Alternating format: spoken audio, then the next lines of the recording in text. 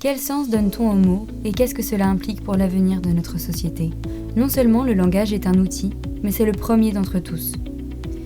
La dialectique est un art oratoire, l'art de la controverse. Nous faisons tous de la dialectique dans notre quotidien. Elle est utile, elle sert le débat et la quête de vérité. Mais malheureusement, elle est souvent utilisée à des fins de manipulation. Étudions ensemble quelques figures aux procédés dialectiques courants. L'oxymore. Il consiste à allier deux termes au sens contradictoire pour créer une illusion. Par exemple, GPA éthique.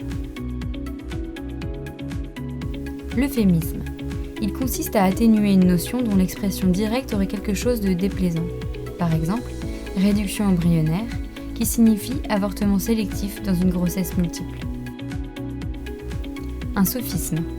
C'est un argument utilisant un raisonnement faux malgré une apparence de vérité. Par exemple, l'euthanasie est seule capable d'empêcher de grandes souffrances ou l'acharnement thérapeutique. L'amalgame. C'est mélanger volontairement les choses pour troubler.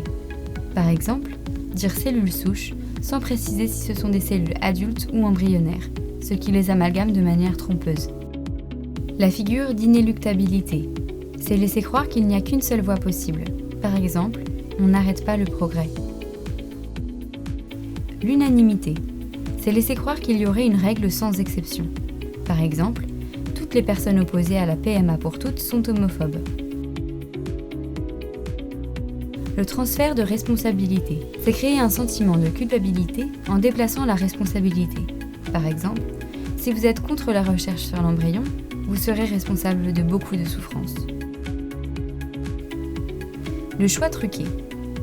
C'est dire par exemple « Mieux vaut pour un enfant deux papas bienveillants et qui s'aiment qu'un couple hétérosexuel, alcoolique et violent. » La novlangue. George Orwell, dans son roman 1984, a inventé la novlangue. Notre époque la pratique abondamment. Le principe est simple, appauvrir la langue. La disparition d'un mot fait disparaître la réalité qu'il recouvre et empêche l'expression de toute pensée. Exemple, père et mère disparaissent au profit de parents. Éliminer les finesses du langage, c'est réduire la capacité à raisonner, qui finit par ne reposer plus que sur l'émotion. La manipulation repose aussi sur l'invention de mots trompeurs. Par exemple, demi-frère devient demi-génétique. Embryon in vitro devient pré-embryon pour minimiser l'humanité de l'embryon. Et de slogans qui engendrent la double pensée. Cette étonnante capacité de garder à l'esprit simultanément deux croyances totalement contradictoires et de les accepter toutes les deux.